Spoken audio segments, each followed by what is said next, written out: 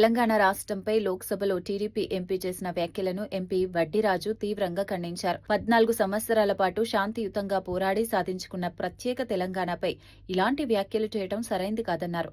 TDP MP తన వ్యాఖ్యలను వెంటనే బేషరతుగా వెనక్కి తీసుకోవాలని డిమాండ్ చేశారు.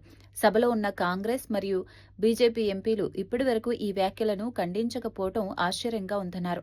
దీని వెనుక ఏదో కుట్ర ఉందని అనుమానం వ్యక్తం చేశారు. తెలంగాణ ప్రజల భావోద్వేగాలను గౌరవించాలని సూచించారు. బ్లాక్ డే అని ఫిబ్రవరి 14, 2014 ఒక బ్లాక్ డేగా, ఒక డార్క్ డేగా చిత్రీకరించడం తెలంగాణ రాష్ట్రంలో ఉన్న సభ్య సమాజానికి ఒక బాధాకరమైన అంశంగా, ఇది ఒక అవమానకరంగా భావిస్తున్నాం. దానికి మా బీఆర్ఎస్ పార్టీ తీవ్రంగా మేమందరం కూడా ఖండిస్తున్నాం. దీన్ని బేషరతుగా ఆ పదాన్ని వెనక్కి తీసుకోవాలి.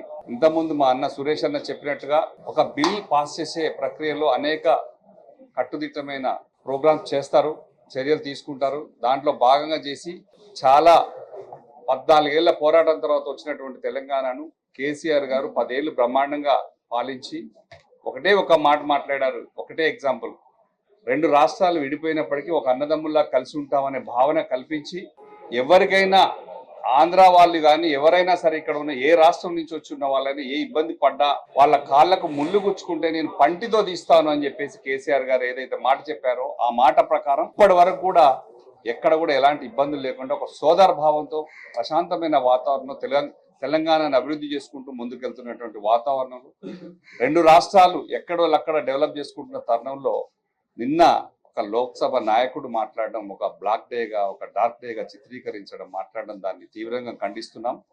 ఈ పదాల్ని తీవ్రంగా బేషరతుగా వెనక్కి తీసుకోవాలి. దీనిపై ఆంధ్ర సీఎం చంద్రబాబు నాయుడు గారు, డిప్యూటీ సీఎం పవన్ కళ్యాణ్ గారు కూడా స్పందించాల్సిన అవసరం ఉంది.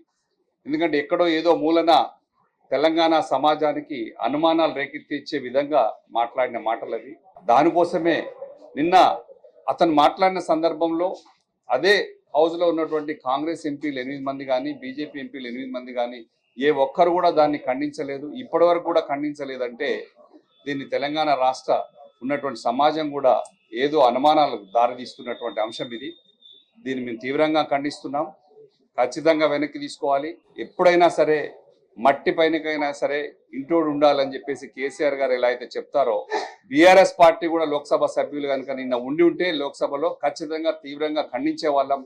ఇది తెలంగాణ సమాజానికి ఒక మచ్చలాగా మిగిలిపోకుండా దాన్ని వెంటనే చర్య తీసుకోవాలని చెప్పి టీడీపీ పార్టీని మేము డిమాండ్ చేస్తున్నాం.